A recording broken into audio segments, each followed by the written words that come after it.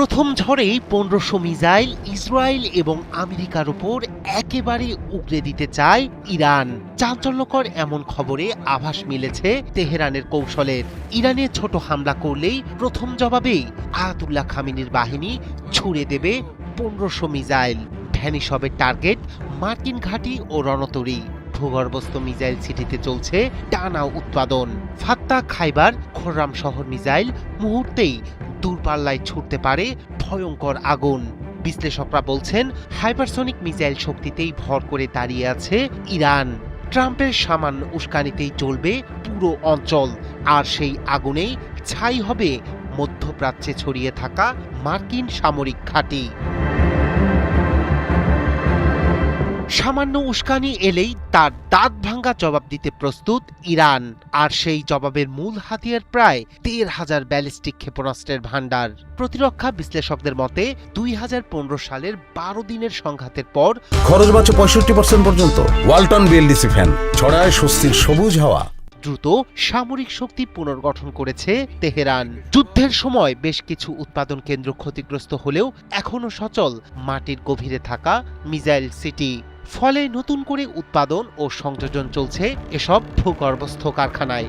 ইরানের কৌশলের কেন্দ্রবিন্দুতে রয়েছে সলিড ফুয়েল বা কঠিন জ্বালানি চালিত ক্ষেপণাস্ত্র। এগুলো সংরক্ষণ ও দ্রুত উৎক্ষেপণের জন্য উপযোগী। তরল জ্বালানির মতো দীর্ঘ প্রস্তুতির প্রয়োজন হয় না, ফলে মোবাইল লঞ্চার থেকে অল্প সময়ের নোটিশেই হামলা চালানো সম্ভব। এই ভান্ডারের গুরুত্বপূর্ণ একটি অংশ হল ফাত্তা ১১০। নির্ভুল লক্ষ্যভেদের জন্য পরিচিত স্বল্প থেকে মধ্যম পাল্লার ব্যালিস্টিক ক্ষেপণাস্ত্র এটি। বিভিন্ন সংস্করণে এর পাল্লা ৩০০ থেকে ৭০০ কিলোমিটার পর্যন্ত বিস্তৃত। মোবাইল লঞ্চারের মাধ্যমে উৎক্ষেপণযোগ্য হওয়ায় ধরা পড়ে না শত্রুপক্ষের রাডারে।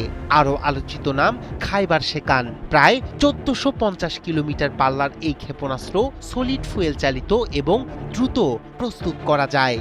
বিশ্লেষকদের মতে এটি আঞ্চলিক মার্কিন ঘাঁটি ও ইসরায়েলকে লক্ষ্য করে তৈরি কৌশলগত অস্ত্র। সবচেয়ে বেশি উদ্বেগের কারণ খোররাম শহর ৪। প্রায় ২০০০ কিলোমিটার পাল্লার এই ক্ষেপণাস্ত্র ভারী ওয়ারহেড বহনে সক্ষম। এই পাল্লার মধ্যে রয়েছে ইসরায়েল, উপসাগরীয় অঞ্চল এবং দক্ষিণ পূর্ব ইউরোপের কিছু অংশ। ইরানের হাতে রয়েছে ফাত্তা ১ ক্ষেপণাস্ত্র। শব্দের চেয়ে ১৩ থেকে ১৫ গুণ বেশি গতিসম্পন্ন বলে দাবি করেছে তেহরান। বিপুল সংখ্যায় একযোগে উৎক্ষেপণ করলে যে কোনো আকাশ প্রতিরক্ষা ব্যবস্থাকে চাপে ফেলতে পারে এই মিসাইল কৌশল। ইসরায়েলি সূত্রের দাবি, ১২ দিনের যুদ্ধ পরবর্তী সময়ে ইরানের হাতে অবশিষ্ট ছিল প্রায় ২০০ লঞ্চার। তবে এখন প্রতি মাসে উল্লেখযোগ্য সংখ্যক ক্ষেপণাস্ত্র উৎপাদনে সক্ষম ইরান। দ্রুত পুনর্গঠনের এই প্রক্রিয়া ইঙ্গিত দেয় কেবল প্রতিরক্ষায় নয়, দীর্ঘমেয়াদী আক্রমণাত্মক সক্ষমতার দিকেও এগোচ্ছে খামেনি প্রশাসন। রায়হান কবির শুভ্র, ৭১।